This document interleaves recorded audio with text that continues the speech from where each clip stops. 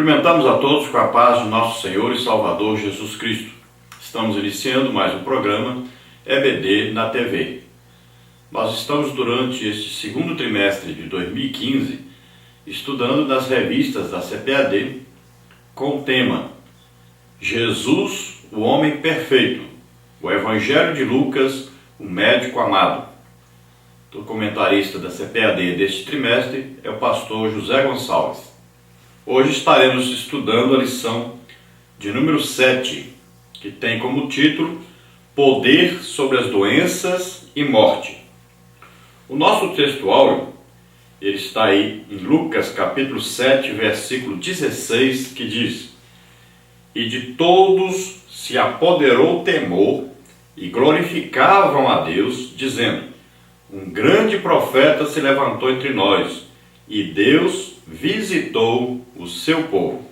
A nossa verdade prática diz: ao curar os enfermos e dar vida aos mortos, Jesus demonstrou o seu poder messiânico e provou também o amor de Deus pela humanidade caída.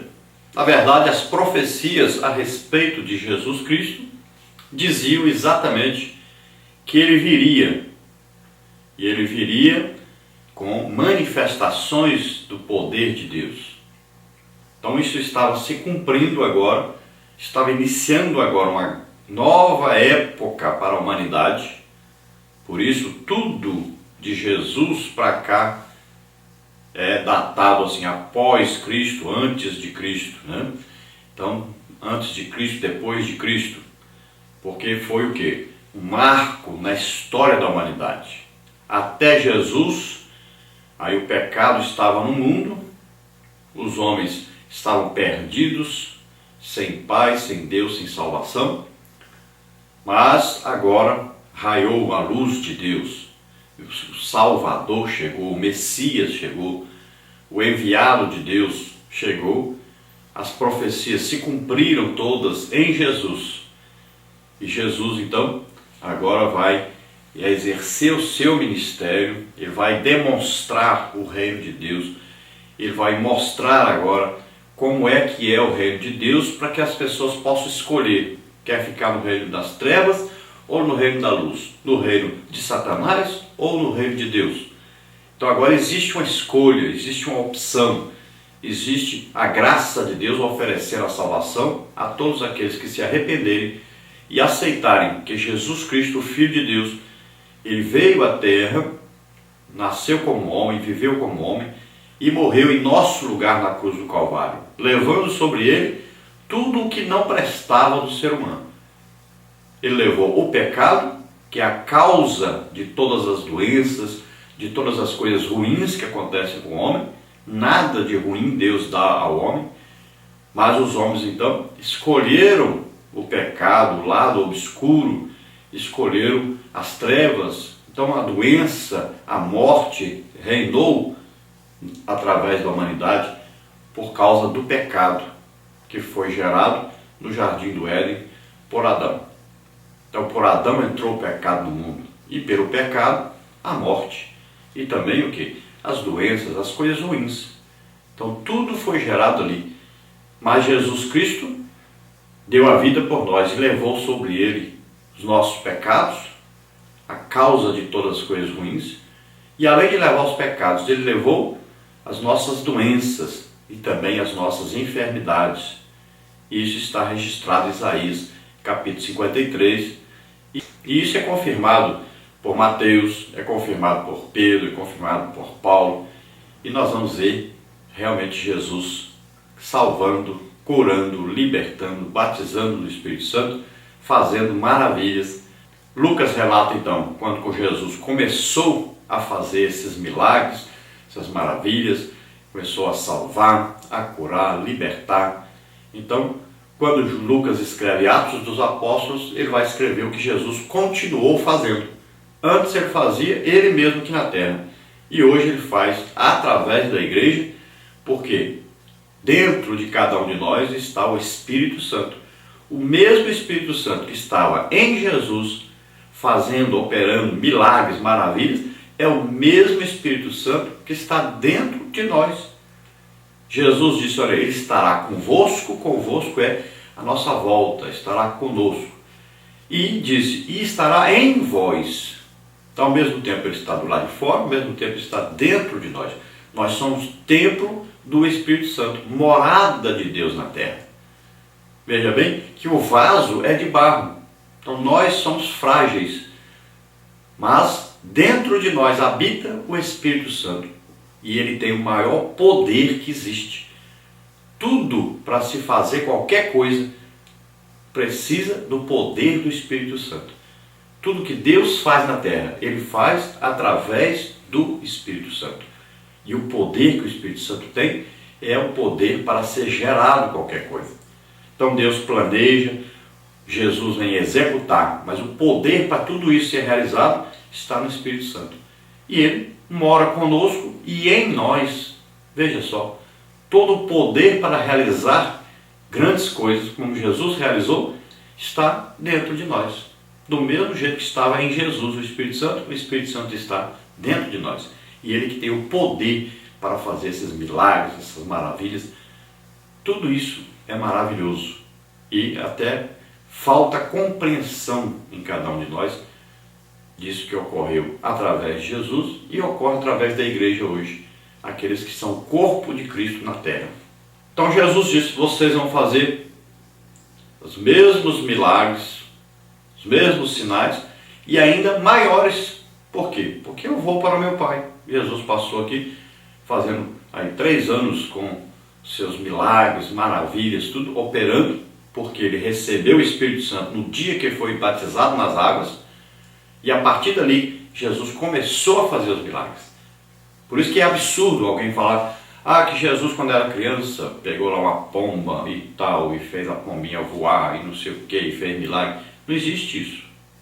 A Bíblia não registra nenhum milagre de Jesus antes dele começar o seu ministério aos 30 anos. O primeiro milagre de Jesus em Caná da Galileia.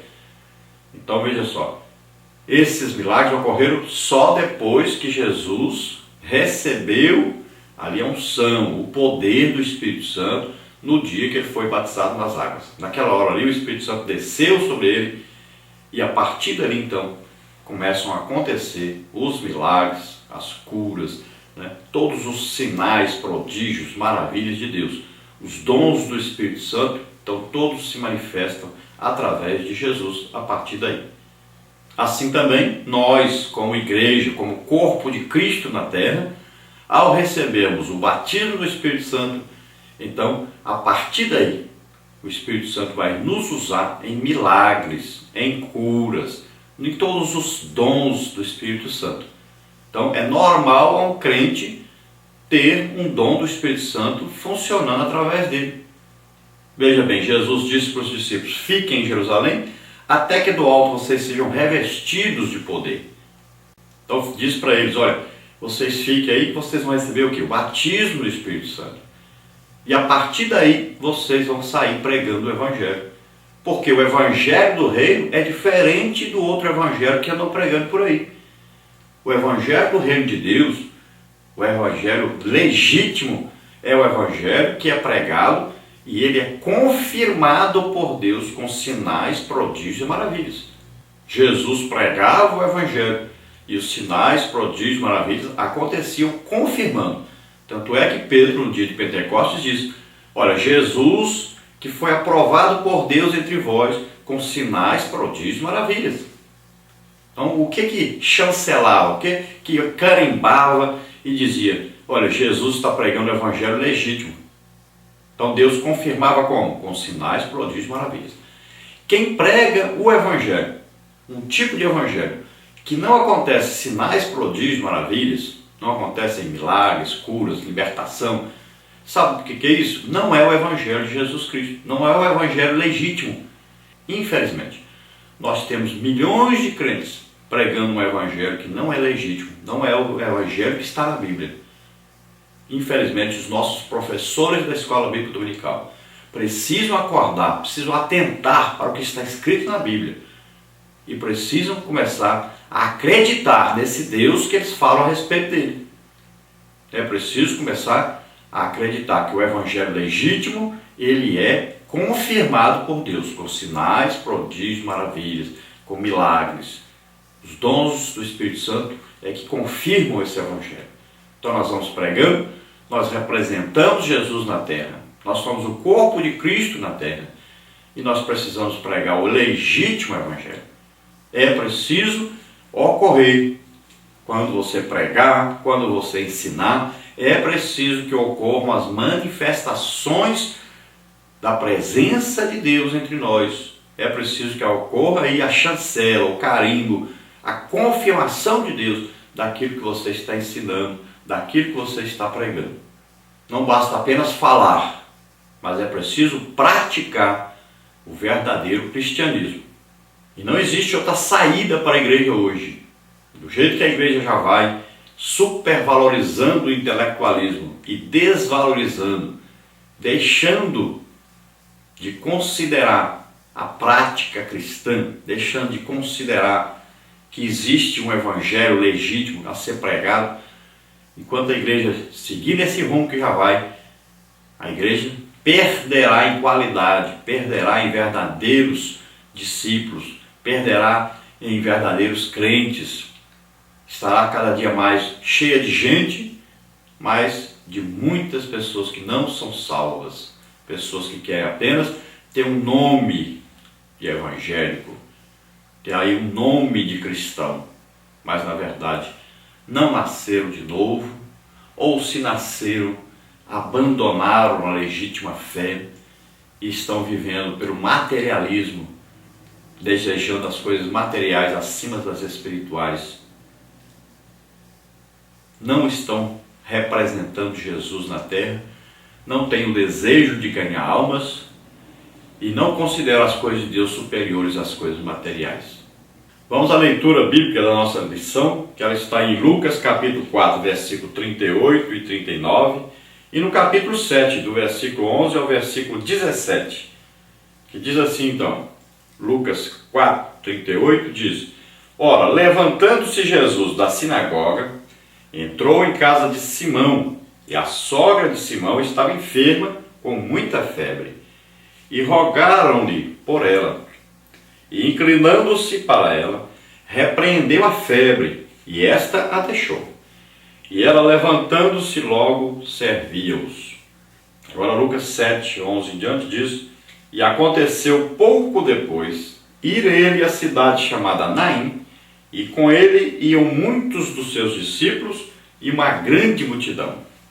E quando chegou perto da porta da cidade, eis que levavam um defunto, filho único de sua mãe, que era viúva, e com ela uma grande multidão da cidade.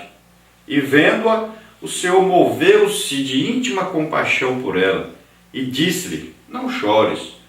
E chegando-se, tocou o esquife, e os que o levavam pararam. E disse: Jovem, eu te digo, levanta-te. E o defunto assentou-se e começou a falar, e entregou a sua mãe. E de todos se apoderou temor, e glorificavam a Deus, dizendo: Um grande profeta se levantou entre nós, e Deus visitou o seu povo. E correu dele esta fama por toda a Judeia e por toda a terra circunvizinha. Glória a Deus, aleluia. Então nós vamos ver aqui a manifestação visível da glória de Deus. Nós vamos ver aqui a visita de Deus entre os homens. Se nós vamos à igreja e não acontece nenhum sinal, nenhum prodígio, nenhuma maravilha, um milagre, não acontece algo que confirme a presença de Deus na igreja, então nós chegamos em casa frustrados, porque nós fomos prestar um culto a Deus.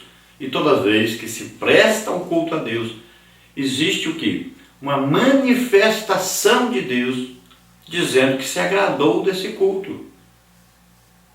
Existe na hora da pregação, do ensino, ou na hora que o conjunto está ali tocando, cantando, um coral cantando, deve existir ali uma manifestação de Deus.